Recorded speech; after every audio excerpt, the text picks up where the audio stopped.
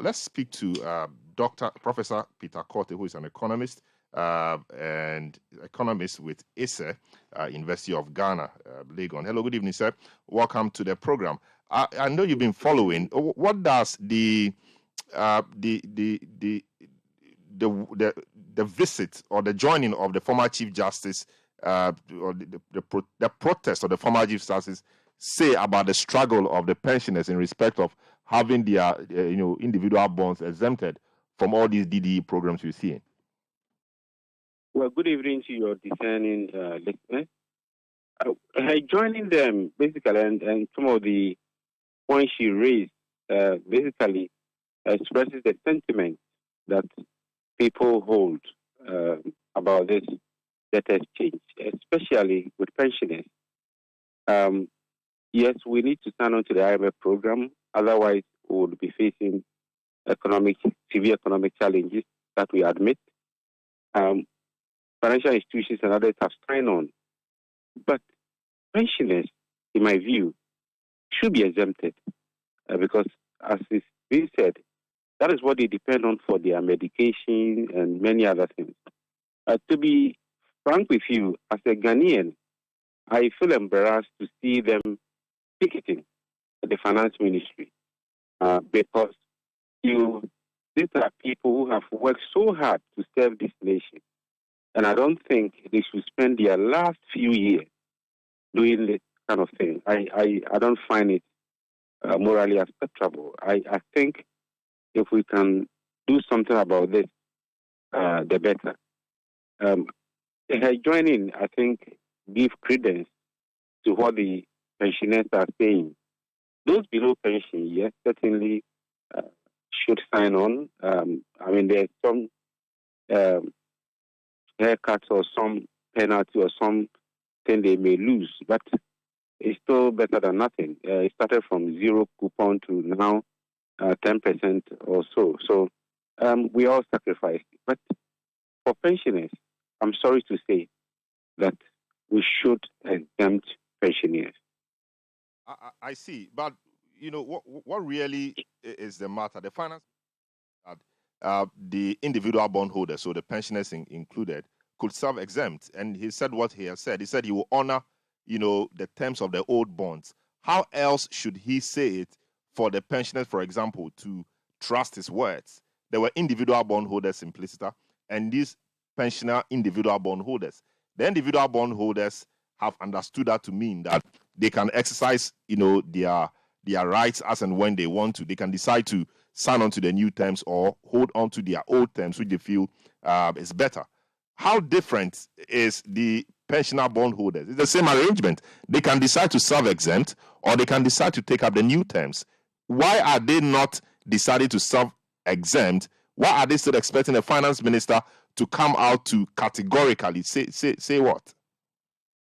You see, the challenge is that you are comparing two age categories, those below pension and those who are on pension. We cannot say God might call them anytime soon. It could be tomorrow, it could be 5 years, it could be 10 years. So that uncertainty remains. Now, if they remain on the old bonds, granted that they don't need to trade, then they are fine. If their finances are okay and nothing happens, then they don't need to trade their old bonds. They can hold on to maturity. Then they don't have a problem. The challenge there is that should something happen to you, these are old people. Tomorrow they can tell you they dialysis. Tomorrow they can tell you you need a heart bypass. And that is when you may have to trade in your bond to raise money so you can survive. When that happens, the old bond will be worth very little because it's not tradable. You might hardly get anybody buying it. So that is where the challenge is. It's not like if they can trade it easily and get their par value or suffer some small loss, that is fine. But from the discussion and from even what we've heard so far from government is that the old bond will lose significant value if you want to trade. If you want to hold on to maturity, then that is fine. But that is not guaranteed for pensioners. I see, but I think the bigger part of their concern has to do with the coupon. I mean, the having the yield or the interest paid them, as and when they require it. But what can the finance minister really do about the tradability of the bonds? I mean, that essentially is out of his control. It's not something that will be determined by the market. Yeah, that is determined by the market, but that's why they are asking to be exempted. So once they are exempted, then from the debt exchange, and they can get their coupon, they can get their car value when it matures, and then they are fine to go. Hello? Yes. So, I mean, the tradability, people like Senyo Hosi and co. even have issues with the fact that those old bonds will not be tradable because those old bonds, have higher yields. So if you want to trade bonds with higher yields, with somebody else, is it not likely that people will be more interested in trading those ones with the higher yields compared to the newer ones with lower coupon rates? Unfortunately, no. When that happens, there will be very few people in that market who will be willing to buy.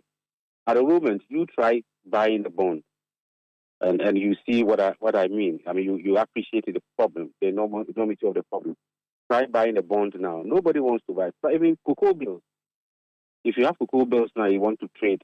Nobody wants to buy it now because of the uncertainty surrounding the market. So it's not easily tradable unless things improve. When we sign on to the IMF program and the economy becomes better, then some of these tradability challenges can be eroded or removed. But at the current situation, it is so uncertain that nobody wants to lock him or himself into this kind of challenge.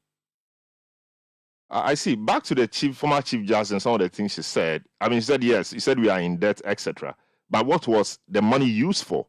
Does that portray her as someone who has been out of touch with happenings, or that you think is a general reflection of the middle class or people generally? I think these are questions that have been asked for time. Government in the past have tried to explain how they are used. If you pick the budget statement, you see government spending, government expenditure, all of that are explained in previous budget statements. We've also seen instances where not even people in government, but people in public sector, people in ministries, departments, agencies having abused some of these funds for privilege. So the question basically is asking for accountability. But I think quite a number of this has been explained as to how these monies have been spent. Unfortunately, we cannot, some of the loans and grants, we cannot actually pinpoint where they've been spent to the last penny, because some were used as budget support, some were used to support the budget. Because if you look at the revenue expenditure, we spend more than we earn in terms of revenue, and therefore we tend to rely on some of this borrowing to finance government expenditure.